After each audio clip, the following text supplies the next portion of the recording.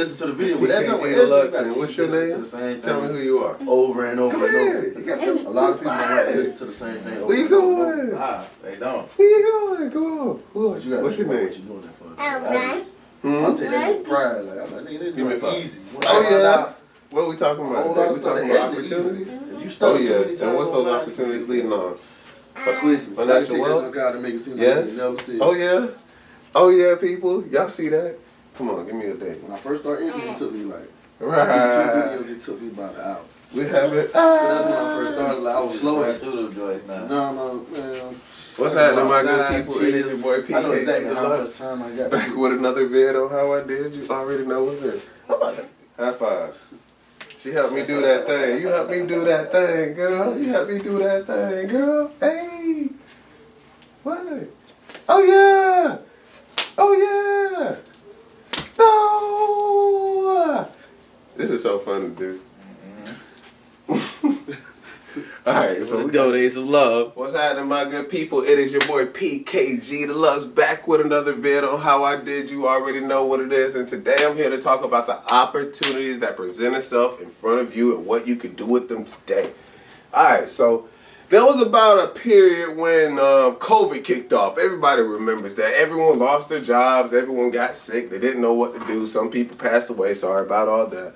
But in that ideal moment of a pandemic, there was also a moment of opportunity. And that opportunity that presented itself left people without a job and left people with thinking of different ways to make more money. Here was one of those ways that I found out immediately after losing my retail job that I had for about 3 years. So each and every one of these skills right here was something that I learned out of a retail network that working there would have probably made me about $100,000 if I was doing it independently. Wait, $100,000? Yes, because it's a slew of information that you have to know. And being in that retail, you're trapped into that hourly circle range on where you're only getting paid $13 or $15 an hour, whatever it may be. But learning these skills and having these tools to your assessment may just give you the extra bag that you was looking for. So let's get into it for a minute. Let's talk about it for a moment. Each and every one of these skills that I have up has always been something that I've used and had to learn along the way. Starting with the smart home. Any and everything that you get out of a store now, most likely it'll be a technology advanced device that you'll be using, and most people have to figure out how to use that device. It's either you figure it out or you pay somebody to come out there and do it. One of those two options. And when you're losing one of those two, it's also going into your time.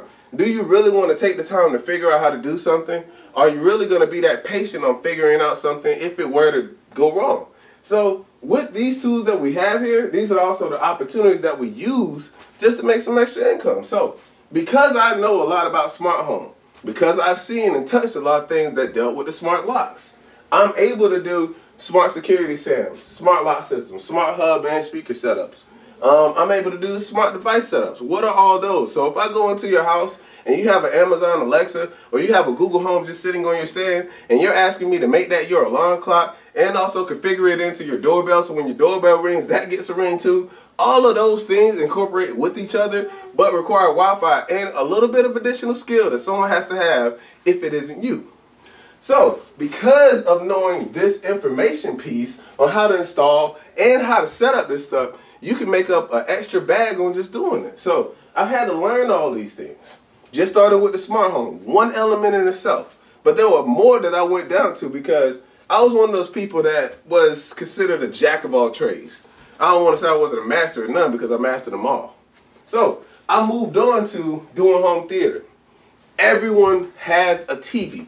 If you don't have a TV that isn't a flat back TV, I don't know what type of TV you're using anymore and you probably should throw it away. So with that being said, TVs that you have are going to be bigger and they're also going to be wider, but they aren't going to have great sound.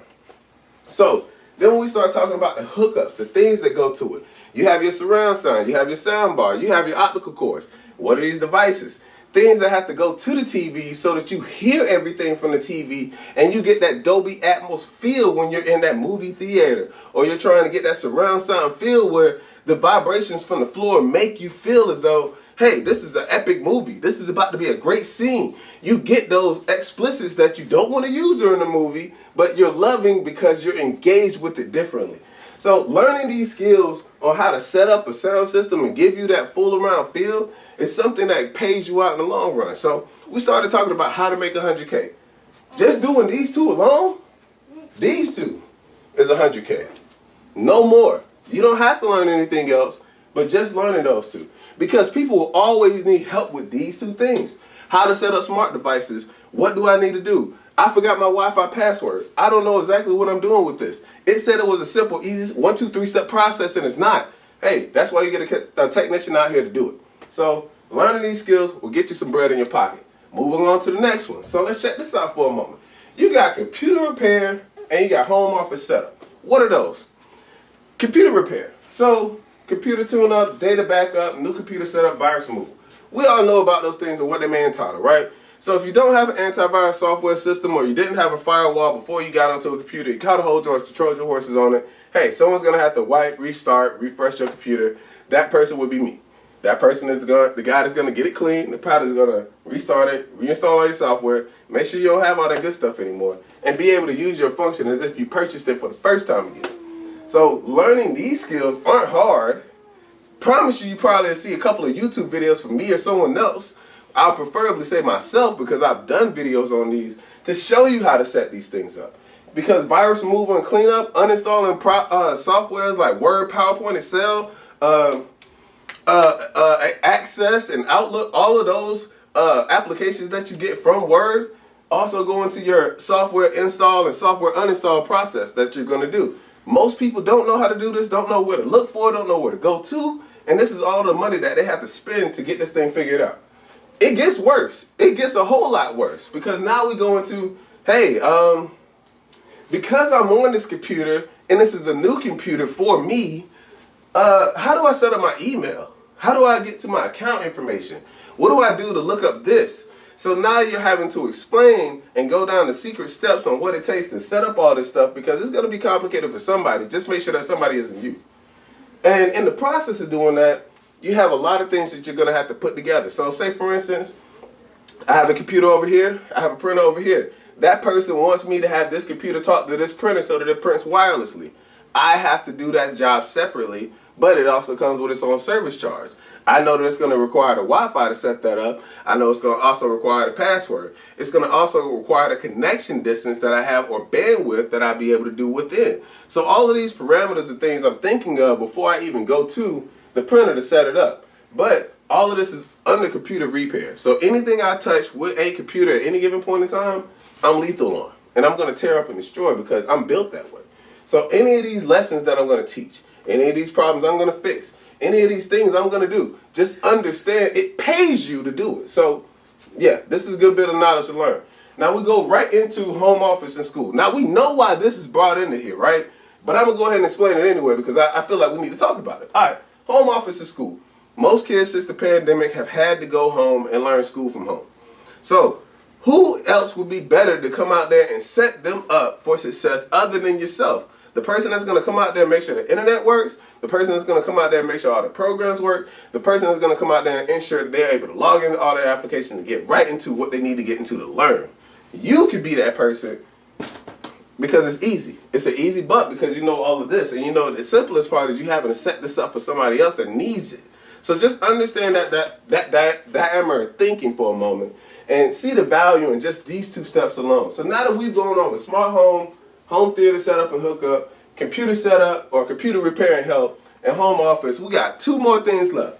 One is going to be easier than the other, but I want to make sure I talk about the first one, the harder one first. TV mounting.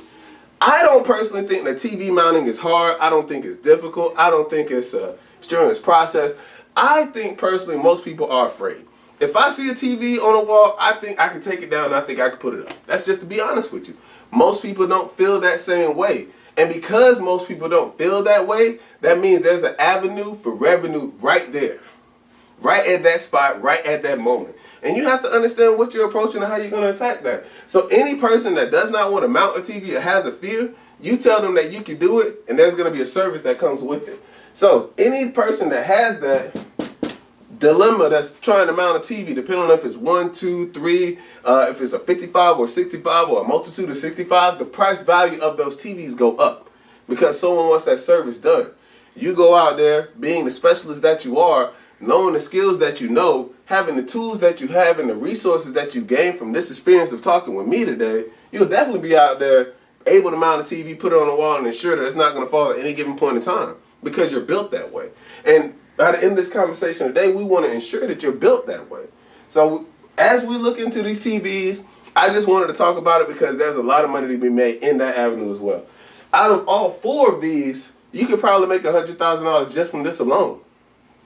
So, out of combination of all these jobs, I'm listing all the opportunities that present itself. What you can, what you're able, how far you're able, your capabilities. And I don't want to limit you on anything that you're doing. But I do want to let you know all of the steps is possible and profitable as you're learning. The last one is going to be mobile tablets and setups. There are few and small occasions where you're running to teach someone how to set up a phone. But in those moments that you do, that is also profit as well. So someone that does not know how to get into their Gmail address or don't know how to use these applications, whatever the sort may be, you go in there, you give them that advice, you give them that support, you're able to make a payout because you know the knowledge. All of this stuff that I'm talking about today does not require a lot of hands-on. But as you're knowing the knowledge, you'll realize that each and everything requires you to think about it more than it requires you to do more pushing, do more turning. You have to really apply yourself in thought and how I'm going to do this. So once you understand this, the money will start flowing for you a whole lot faster and a whole lot quicker. So I gave you all this today to let you know the opportunities that are out there that presents itself. You guys can do it because I've seen someone out here that is doing it. I'm on track to possibly do it at this moment. And I want to make sure that everybody around me is on that same playing field, that same stage, because we can all stand up there together. This is 100,000 in action. I'm showing you. You can do this. All of this stuff is not even Googleable, but you can look at it and see, what can I figure out? How can I do it? There are tutorial videos on what you can do to learn more. I just don't want to limit you to say, hey, I worked at a retail store. I worked at a retail store for forever. What other opportunities can I do other than work at this retail store? I was in that same boat. I was in that same boat for about 3 years and I had to figure something out. This is what I figured out. Where to take my skills, and my skills took me to the next level. You got to go to the next level. You can't stay stagnant. You can't stay there. You have to go to the next level. All right? So today, this was just to give you a presentation of everything that you could do to make $100,000 if you learn these skills. Each and every one of them have their own payout. But I promise you, they're going to be great when you start. All right? PKG Deluxe is in. PKG Deluxe is out, baby. Oh, no. What's happening, my good people? It's your boy PKG Deluxe back with another vid on how I did. You already know what it is. So today I'm here to talk about TV mounting services and how much you can make out of them. Yo, it's been a crazy few months that I've been going on, but when I've been doing it, all of these services have paid up to be a whole lot of money in the overall scheme of things. And I want to make sure I break all these things down as we're going to it. So like, you have a slew of TVs that you'll go through and mount. From 32 all the way up to 82, 65, 85, you have a lot of them that you're going to do. And with those TVs, each and every one of them come with their own steps, their own mounts, their own functionalities on how that person wants them done. Why am I saying all this stuff? Because those services that you're doing for that TV add up. Why is that going on? It's because people are afraid to get in there and actually do the nit and the grit and the hard stuff there is to do. So for each TV that I put my hands on, I got a charge price for it. And it ain't cheap, but it ain't high. So let's talk about it for a moment. If I come in and I wanted to do, or you wanted me to do any type of TV in your household, depending on if it's drywall, brick, or if it's outside in somebody's garage or barn, depending on what it is, I have to start off with a charge of $150 just to get it out there. Me coming out there doing the service and probably also bringing them out to you just so we know exactly what it's all going to take. So I factored in a lot of maths when I was doing all of this, right? So when you go out to do these jobs, let's say you do one, it gives you $150 if you did that TV mount. The person were to come back and want another one done, you'll probably have 3 or 4 or 5 clients. This adds up and builds you clientele when you go back out there the second and the third time. Now, if you were to use any of these mounts or have to come back out there and dismount or do another service to a TV, those services also pay out too. When I come out and do a dismount for anybody's TV that's moving somewhere or going somewhere, instantly $100. Immediately off the gate. Why? Because it's a hard service to do for that person, and they want to make sure that that TV comes off the wall with minimal damage. A professional may have not put it up there, but a professional may have to take it down. So just keep that in mind. The remount, if I got to go in your house and put it back up, all right, cool. A professional's putting it back up there. These charge prices that I got to come up here and do for is only because I know how much it takes. You want a professional to get it done, it's going to cost a little bit of more money to get that professional to have it done. The reasons why is because all of the fixings that come with it. So when you get a fixed mount, tilted mount, full motion mount, all of these mounts give you full capabilities and range. Well, one of those mounts give you full capabilities and range so that you can do a slew of things with your TV. And the additionals that you have, in-core wall concealment and out-core wall concealment. Some people know about these, but it depends on what you're really trying to pay to make a bang out of your buck on it. So if you do the in-core wall concealment, you cut a little slice out behind the wall, give them that little piece that slides in there, and you run the cords behind it so that you never see any of their products from the backside of the TV at all. Why do they do that? Because they want to have this TV flush. They want to have it look perfect when it's up there. And anybody will want that when they're having something done in their own household. I'm not going to lie, I would too. So, when we come up to do all of these services each and every day, like let's just give it a ballpark of saying we did, I don't know, 5 jobs a day, 5 TV mounts. So I got 5 stacks of TV mounts with me. They're all going to be fixed. So that means I charge everybody at minimum $50 because I had to buy a mount. So my mounts cost me $20. I had to sell them for $50. I'm going out to make $150. I'm on track at this point to make about $2,000 in a day. $250 at least, $2,000 in a week, excuse me. $250 in a day if I continue with my math being slower than I want to actually give it to. So in a week's time frame, you bust $2,000 just off of TV mounted services alone. What you can do with these things are totally up to you. But between this, your private clientele, and the app that you can use, you could probably make about $96,000 plus, depending on how well you mount these TVs and do these services. Why do I say these numbers? Because yes, they're true numbers. We've done it. We've actually had the numbers add up for ourselves. Month after month after month, we're doing this. Why? Because it's easy. Like, you go out there, you say, hey, do you want your TV mounted? Now I'm mounting your TV and you got to overpay for the price because it's either me and somebody else or me and someone that actually is going to do this, or me and you, as in the customer client, that's going to lift this thing and get it up there. Because as a perfectionist and as someone that actually is a professional, you should actually be prepared to do this at any given point in time and be able to do this stuff as well. So I get out there, knock it out, make it look nice, leave it, and now I'm getting paid for doing an easy service, I feel as though, just because I'm confident. That's it. All of confidence. So I've been looking at doing this for about 4 months now. Doing this track plan of just figuring out the TV that you're mounting, the size that you're mounting, and giving someone a price range for can give you that $100,000 that you're looking for just off of this service alone. So if you understand and don't have a fear for getting out there to mount a TV, I just want you to see what all can pan out if you did do it. So give it a shot. Give it a go. Give it the take that it's going to need because it's some money out here to make. So let's get out here and grind for it. That's one down. So PKG Deluxe is here. PKG Deluxe is out, baby. Hey, man, if y'all interested in learning how to make like $10K a month, make sure I'm going to tag my cousin in this video. Make sure y'all DM me. Y'all better get with us. All right, what's happening, my good people? It's your boy PKG Deluxe back with another vid on how I did, and you already know what it is. Today I'm here today to talk to my cousin, Yes. Jeremiah Reeves today. A couple of questions I had inspiring on what it takes to be a motivational and inspiring entrepreneur. Those steps on what you want to take going forward, preparing yourself mentally, physically, and also spiritually when you do this thing. So he's the person today that's going to give us a few question rundowns to just see exactly what it takes to be that person that all of you guys are really afraid to be, but should step out there and do. All right, so right now we about to go ahead and get into it with a few of these questions, and I just want y'all to stay tuned in, all right? Jeremiah, let's go, baby. All right. Let's go. Jerry. What's up? Motivational prep talk and inspiring entrepreneurs. I want you to tell them, I just got a few questions for you. One of them, what gave you the passion to pursue entrepreneurship ideas? Where did that come from?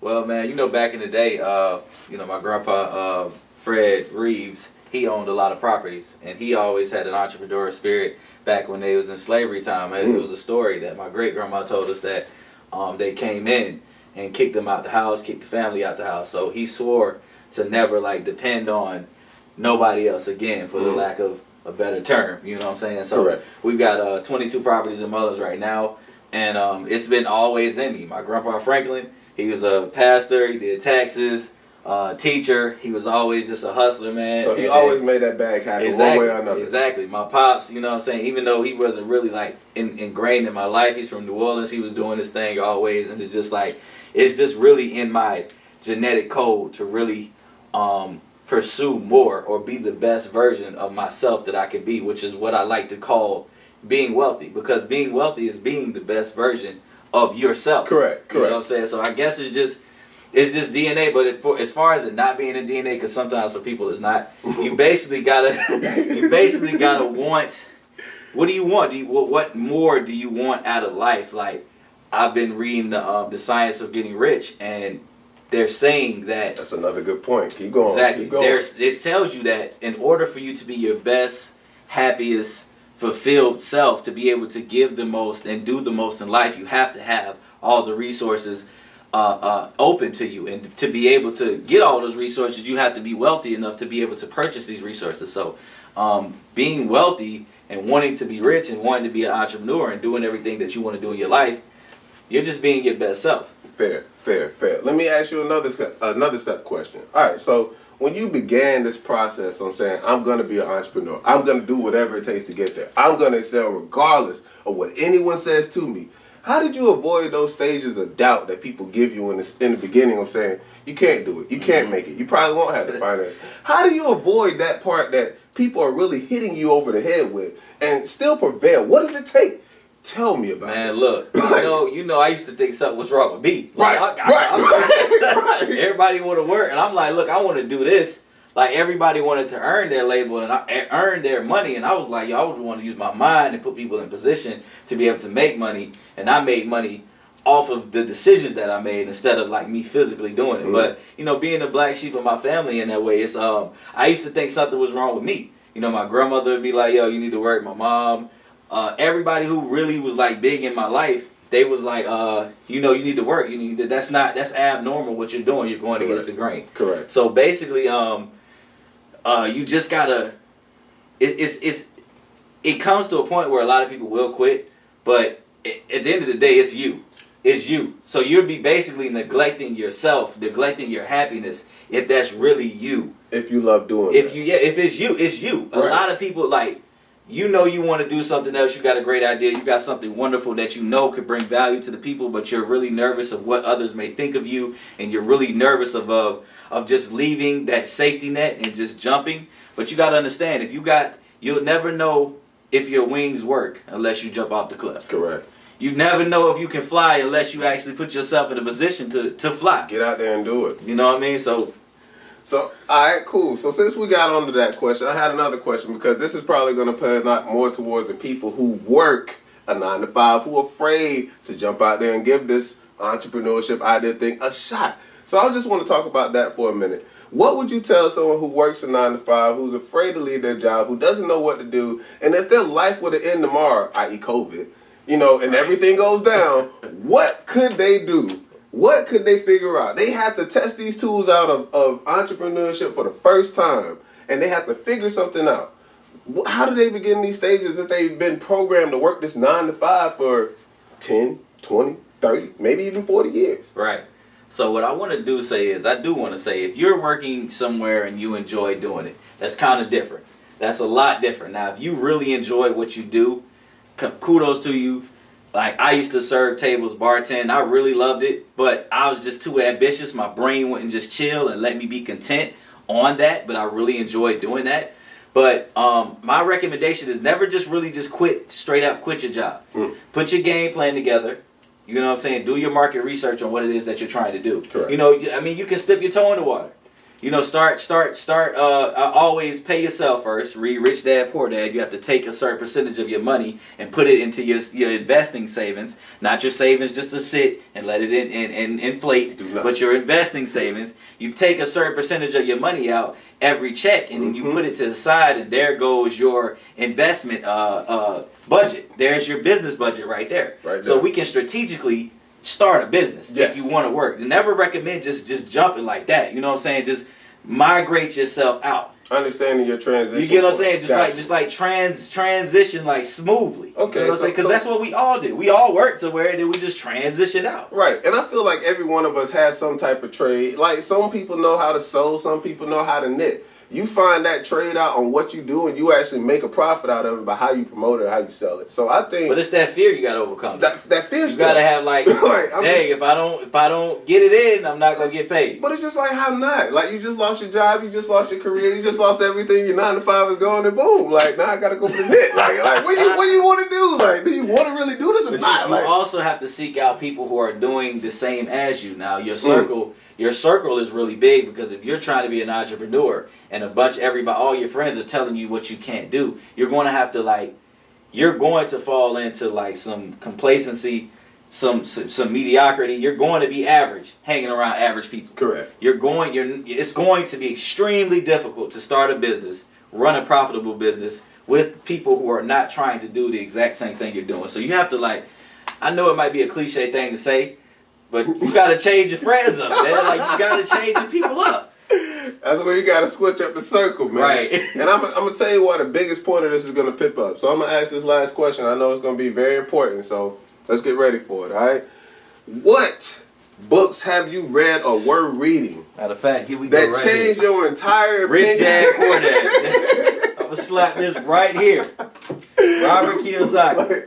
What books were you reading that made you change your entire opinion about why I couldn't do something and why I will do something? What switched you into that motive that I'm going to get this done and it's going to do whatever I'm going to do whatever I have to take to make sure it gets done? What gave you that drive? Playing sports back in the day, playing football, you really get that, once you're blessed enough to be a decent player. Like I was a pretty good player. So it's like, you got that competitive edge. You got that going to get it done, that tenacity, that attitude. So basically, you translate that confidence into your everyday life. Now, the transition usually happens is when you was great in high school. Like, dog, dang, homie, in high school, you was the man, homie. So what you do, instead of okay, you might not be playing sports, but you translate that into your entrepreneur career. Or if you do work, you need to be the best one there. Right. You know what I'm saying? Like, I was a manager at Buffalo Wild Wings. I worked at Buffalo Wild Wings 4 months. I worked in retail, so I turned it up. I was managing that joint. Like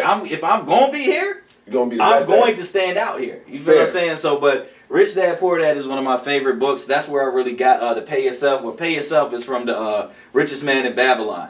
But Rich Dad Poor Dad, Richest Man in Babylon. I really don't believe that nobody's really getting money unless they're reading books like that, because it sets them and it sets the tone for your mentality. Correct. Because you are what you study. Right. So, if you study how to shoot jump shots, you're going to be better at shooting jump shots. If you study how to cook burgers, you're going to be cooking burgers. If you're around people watching drama, watching nonsense all day, that's just what you're going to be. Your life. So a whole reality television show. There you go. That's what you become. There you go. All right, so I appreciate you answering all those questions for me. You already know, cuzzo. I appreciate that. So we all needed to hear that just so we know what it takes to get there. So this doesn't stop today; it begins today. Mm-hmm. So for everybody out there that's inspired to begin the pursuit on being an entrepreneur, it starts right now. Right now. Not tomorrow, not yesterday. Right now. At the end of this video, I want more and more people to give this idea a shot. Roll with it. Read some books. Do some independent thinking. Do some due diligence for yourself, because the only person that this is going to hurt is you if you don't.